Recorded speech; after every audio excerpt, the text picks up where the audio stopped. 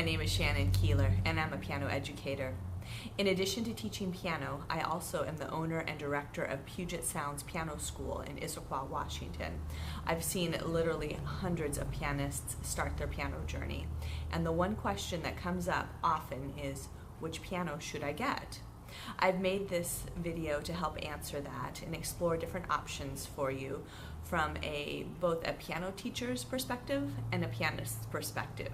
I hope I can give you some information to help you decide what piano is going to be the best fit for you. I'm going to discuss 4 options today.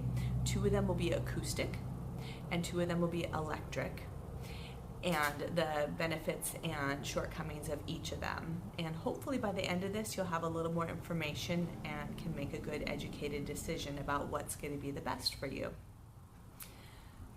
Do keep in mind, acoustic instruments will always be superior to electric instruments. A lot of families and students think that they're going to start with a less expensive electric something to get going on their studies. But here's the paradox. They don't feel as nice to play as an acoustic instrument. And if we don't like what we play, we're not going to practice. We're not going to enjoy our piano studies. Do keep this important piece in mind as we explore these options. So this is a grand piano. Grand pianos are that iconic instrument that you may have seen on a stage or in a hotel lobby, maybe in a mall somewhere. The lid opens up, it has that big back end. This is the pinnacle of our instrument options. Grand pianos range in length from a baby grand piano, which is 5 feet long, to a concert grand piano, which is 9 feet long. This instrument here is 6 feet long. And really for most private homes, you don't need to go much bigger than 6.5 feet. If you have too big of a piano for your home, it's going to be just too loud and it's going to be muddy. The larger instruments were really designed for larger rooms.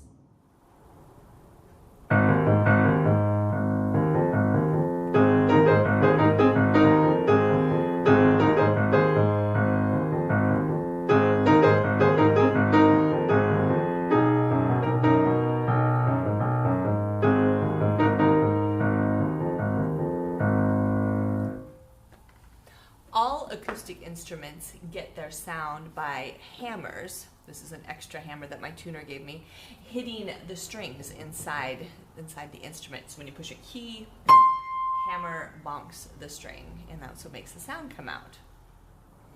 On grand pianos, our strings are perpendicular to the ground, and our lowest keys, our lowest sounds, require the longest strings, hence that large back end on a grand piano. All grand pianos will come with 3 foot pedals. The one on the right is called your damper pedal, and that's the one that we use almost exclusively. Once in a blue moon, intermediate and advanced players will use the left foot pedal, and very, very rarely do intermediate and advanced pianists use the middle pedal here. So what are the advantages of starting with a grand piano? You can be rest assured that you are starting with the best instrument possible, and you're going to be enjoying it for years to come. Some disadvantages: it does have a higher price point. It takes up a lot more space in a room, has a much bigger footprint than our other options we're going to be discussing. And some may argue that a beginning pianist does not have the discerning ear or the love yet of playing to truly appreciate the grand piano. That said, an argument could be made that your beginning pianist or yourself is going to get that discerning ear and that love of piano a lot quicker when playing on a top-of-the-line instrument.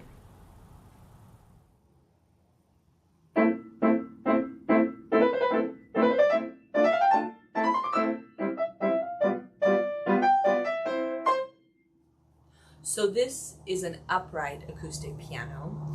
The hammers and strings apparatus inside is virtually the same as a grand piano, but the key difference is that your strings are going vertical. This allows you to push the instrument against a wall, so it takes up less space in a room. It also tends to be a little bit quieter, which can be desirable in a home. My grandparents' generation most families had an upright piano in their home. They're a great option for acoustic instruments. Like the grand piano, upright pianos come with pedals. Most of them are going to have 3 pedals.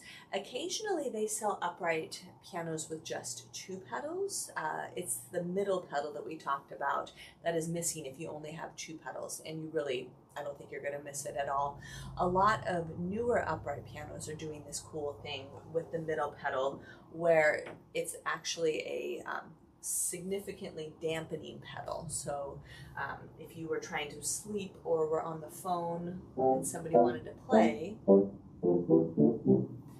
they could put down that middle pedal and it would drastically reduce the volumes on your upright piano.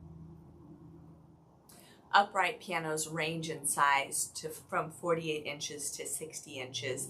This upright here is 48 inches tall. There's also something called consoles, which are significantly shorter. It's an upright piano that is quite a bit shorter. Bear in mind that with upright pianos and digital pianos, the width of the instrument is not any different than a grand. It's all about the depth of the instrument and the height. So if you're thinking you don't have enough space for an upright piano, but you do have room for a digital piano, say, really the width of the keyboard is going to be the same on both instruments. It's just going to be a little taller and stick out a little bit more from the wall. Upright piano advantages include its footprint. It's significantly smaller than a grand piano, so you can not have it dominate a whole room of your house. In relation to that, the volume on an upright piano is often more suitable to homes. And its price point. Upright pianos do tend to be more affordable than a grand piano. Disadvantages of an upright piano versus a grand piano.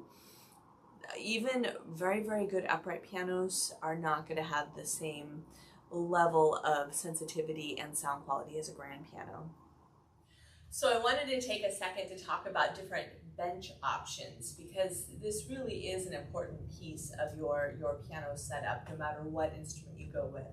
This here is a traditional piano bench that comes with most upright and some grand pianos as well. It's extra wide, which is nice if you are helping somebody or doing a lot of duets at the piano. And most of these do have storage. You probably, if you do opt for this bench option, or if this is what your piano comes with, take a second and explain the latch to your younger piano players in the house. In virtual lessons before, I've seen kids get really stuck with how to close the bench and they're shoving it. So just take a second and show how you can pop that latch inside. This here is what's called an artist's bench. They are lovely. They're very, very stable. You can make them higher or lower, which makes it a great option if you have multiple pianists in your house. They are the most expensive bench option, but they do sell some more affordable adjustable benches that are fairly stable as well. So an adjustable bench can be a great option, especially for growing pianists. And a traditional artist bench is great. Knockoff, a more affordable one is also a good option. Now, I did throw a couple of chairs into the mix here so you could see chairs really are not a good option. They're lower than your benches, and they are angled to put your body backwards, which is not ideal for piano. It does discourage good posture at the piano. So be sure and get yourself a bench of some sorts, a proper bench to sit on. The last option over here is a keyboard bench, and it's a very affordable option. And again, you're at the correct height, and it's set up to put your body in a good position for playing piano. Now, electric instruments. As I mentioned before, acoustic pianos are always going to be superior than our electric instruments, but for a number of practical reasons, oftentimes electric pianos are a better option for your situation. I'm going to discuss 2 options today. I'm going to discuss digital pianos and keyboards.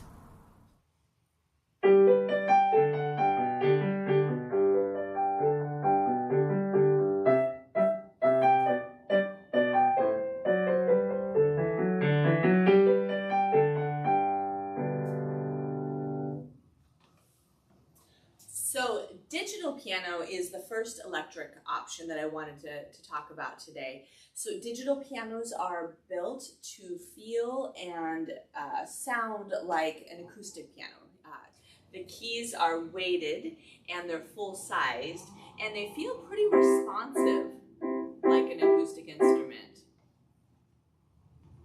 This is a great option for a lot of families and pianists, in part because you have a headphone jack option. If you have small children that nap, or if you or your pianist is planning to play late at night, those headphones are a nice option. Most of your digital pianos will come with at least one foot pedal.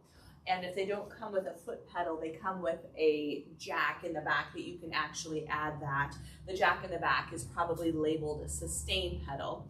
As we discussed before, you really only need the one pedal 99% of the time. So a digital piano is a great option for beginning pianists for the first year or two of studies at least. If you were to buy a digital piano, just the digital piano, you would just be getting this piece here. And I highly encourage you, if you do that, to pay the little bit of extra money to get what's called a furniture stand for your instrument. It's much more stable than the X stand. So on this digital piano here, I have it set up on what's called an X stand. It's a double X stand, but it's not going to be as stable as your furniture stand. And make sure that you have a keyboard or piano bench that's high enough for your student or yourself. You want your arm to be parallel or maybe slightly higher than parallel with the ground. If you're seated too low, like at a dining chair often or a living room chair, it's going to be, your elbows will be drooping down below your wrists, and this is not good technique. So take the time and the energy to get yourself a proper keyboard bench. Over the years, I've had a handful of students purchase some of the lower end price point digital pianos that are on the market, and consistently the sound quality is not as good as the higher end digital pianos. And sadly, once or twice I've had families get instruments that came out of the box broken, and not being pianists, they didn't realize it for quite some time. I'm not endorsed by either one of these companies. However, here at the studio, we've used Yamaha digital pianos and Roland digital pianos successfully for years, and have never had any issues with either one of those two brands. Digital pianos are a great option for some beginning pianists and will last for the first year or two of their studies. They have the advantage of being more affordable, portable. You don't need to hire a technician to tune or service them. They need zero servicing. And they do have that added bonus of a headphone jack. But for your long-term studies and for long-term piano enjoyment, a digital piano will only get you so far, and you will need to upgrade at some point to an acoustic instrument.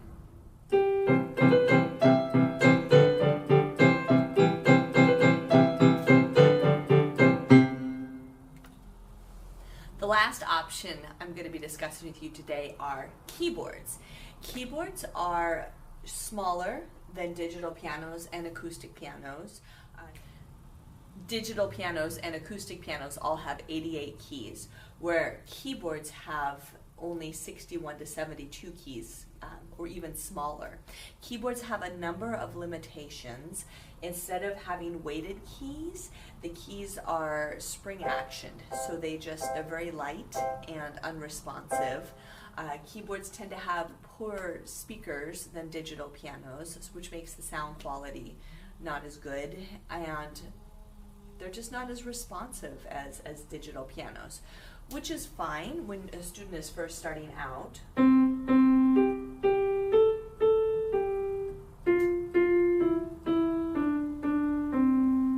But when they get more advanced, it's really going to become a limitation.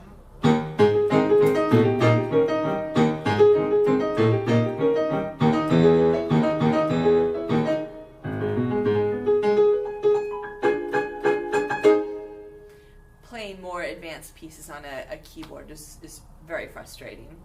But Keyboards work well for a number of families and pianists who are just starting their studies. They're extremely affordable.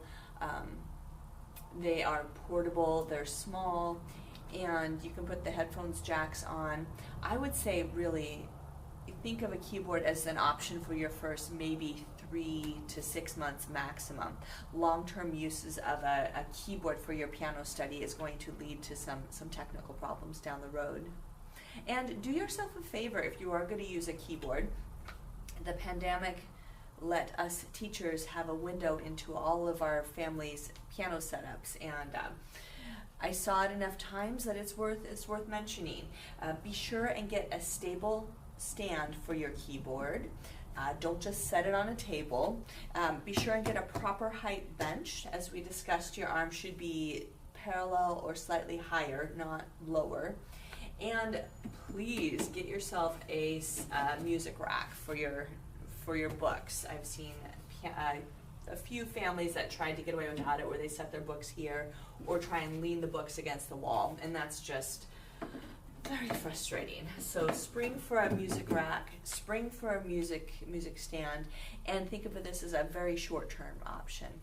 Pushing your keyboard against a wall is helpful, and getting that damper pedal and having that secured either against the wall or putting a piece of duct tape underneath it and holding it to the floor will also make it a less frustrating experience. So some pro tips for you. Get the best quality instrument that you can afford that works for your situation, your home, and your budget. Set yourself playing benchmarks when you have reached your 1-year anniversary, or maybe played that hard song you've been working towards.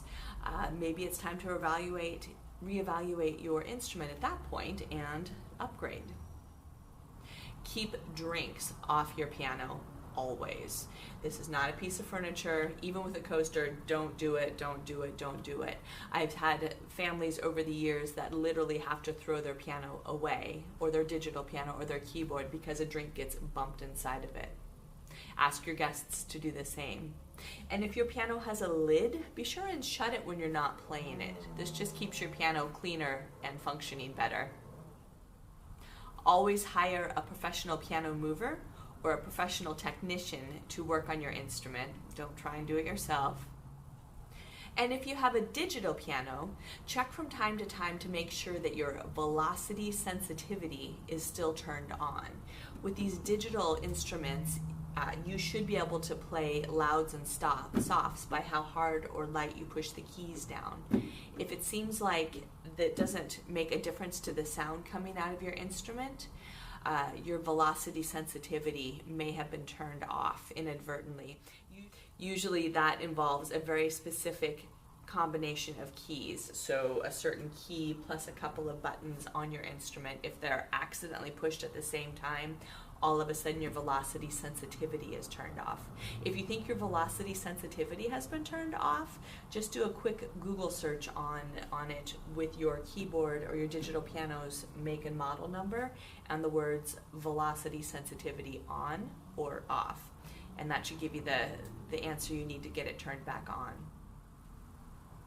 And lastly, maybe this is more of a parenting tip than a piano teacher tip, but with small children, yes, they're going to be rough on instruments. They're little, they don't know, but we can teach them. We can ask them to be respectful and kind to the pianos, and at an early age, they will respond and they'll learn. So I encourage folks with young kids to teach them to treat this as something special and not a punching bag.